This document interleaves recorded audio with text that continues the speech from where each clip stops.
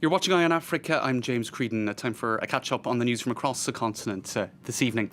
Now, the African Union had already predicted a recession, and now the World Bank says it's inevitable. 2020 will see sub-Saharan Africa jolt into recession for the first time in 25 years due to the knock-on effects of the coronavirus. We'll talk to the World Bank's chief economist for Africa about what is a grim outlook.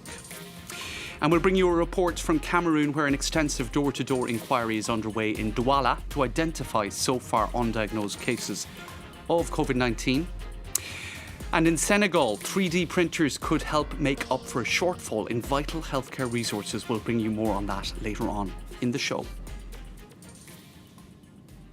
Thanks for watching. Now, according to a World Bank report, the coronavirus outbreak is expected to push sub-Saharan Africa into recession this year for the first time in 25 years. The news is no surprise given the extensive lockdowns that have been imposed. Now, in response, over a dozen African countries have been allocated IMF World Bank loans, including Ethiopia, Rwanda, Kenya and Senegal. But the amounts given, as much as 200 million euros for Senegal, are said to be a fraction of what is needed. Now, earlier I spoke to Albert Zufak, who is chief economist for Africa at the World Bank. I started by asking him about the contents of their report and whether the best that they can do is provide some cushioning for the inevitable blow. Despite its arrival on the continent, as you mentioned, COVID is already taking a big toll on African economies. We are projecting that GDP growth in sub-Saharan Africa will decline from 2.4% in 2019 to -2% to -5% in 2020. So we've provided this window to accommodate for changing scenarios and to plan for the length of the crisis. So it is important that under those assumptions, economies in sub-Saharan Africa could lose between 37 billions and 79 billions in output in 2020. And there would be a similar impact on household welfare. We are finding that 7 to 15% could be lost in terms of household welfare. And the region could face a severe food crisis, as agricultural production could contract by 2.6% in the best assumption, and combined with a decline in imports. But the report is also making the case, James, that sub-Saharan African government do not have the space, the fiscal space to confront this pandemic on their own. A global response is needed.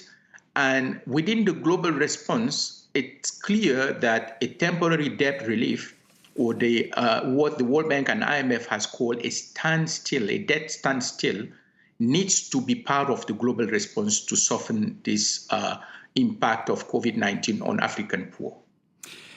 Now, South Africa and several other African countries are sceptical somehow about the IMF and the World Bank. For example, the Globe and Mail newspaper said this week that that you were seen as foreign threats to national independence. There is this concern about strings attached. Now, you speak about debt relief. Will that be enough to convince countries like South Africa that they don't necessarily want to do business with the World Bank? Well, James, I think what is extremely important here is to realize that this is a global crisis and it requires a global solution. If some countries are excluded from the global response, then we're exposing the world for future recontamination from those places. I think we need to take this as a starting point. The second point I would like to make is that the reason why the IMF, for example, was created is to help countries in situations such as these to be the lender of last resort and to provide those resources to, ease the fiscal space and allow countries to respond to economic crisis. Because this is not just a health crisis. It's an economic crisis. And it's a potential food crisis. So it is important for countries to actually avail those tools that are available in the global aid and financial architecture to confront this crisis.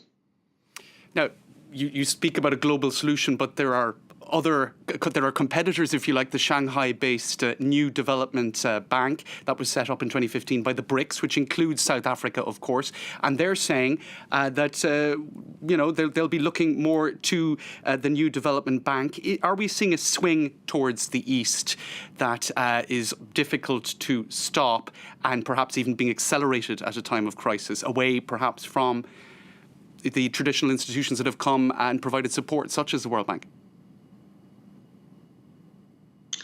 James, let's just step back and realize that sub-Saharan Africa in 2020 may need between $100 and $120 billion, depending on the assumptions, predictions models are making. And no single institution can actually afford to foot that bill.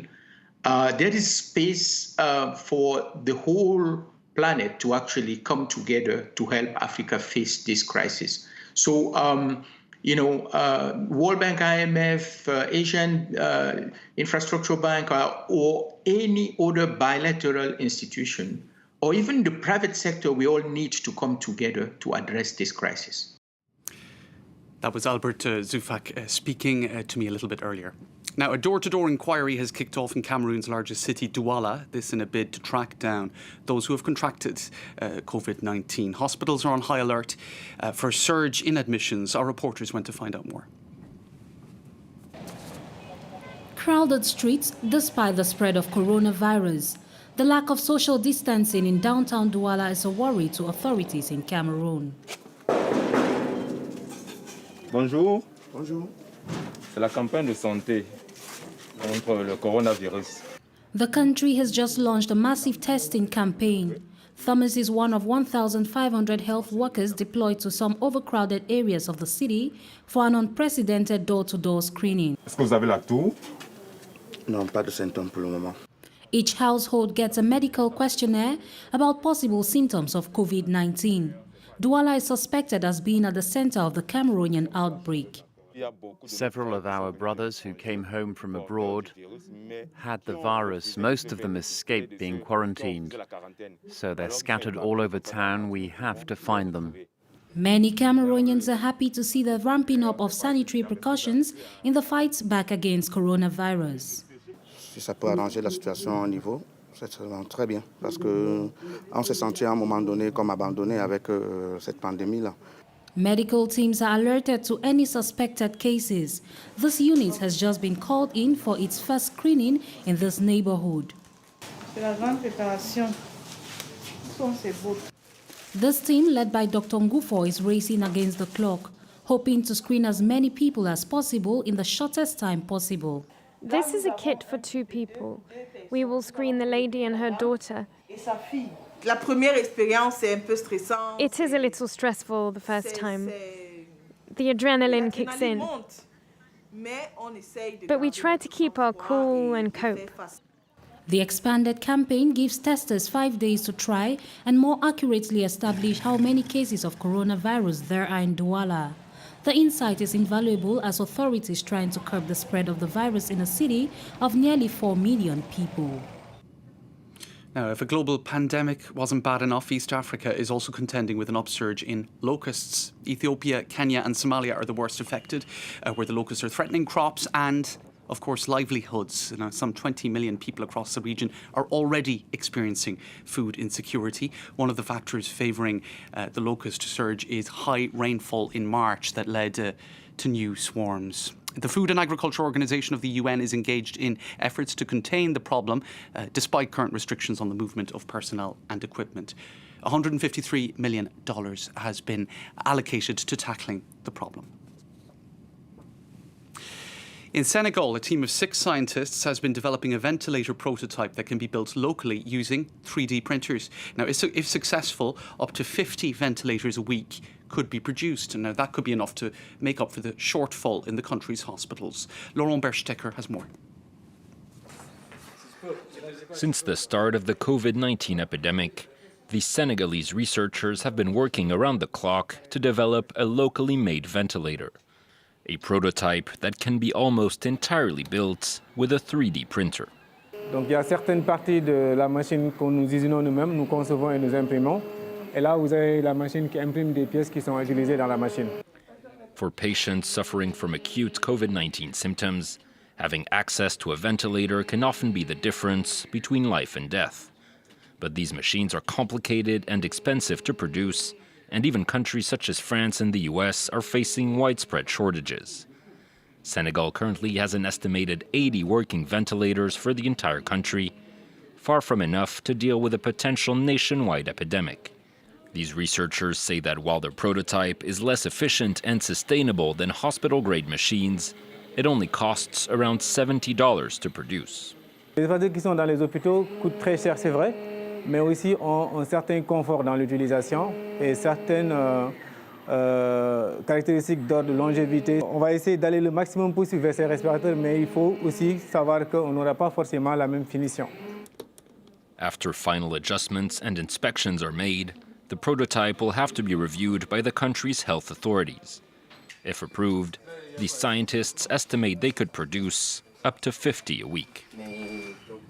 That brings us to the end of this edition of Eye on Africa. Thanks for watching.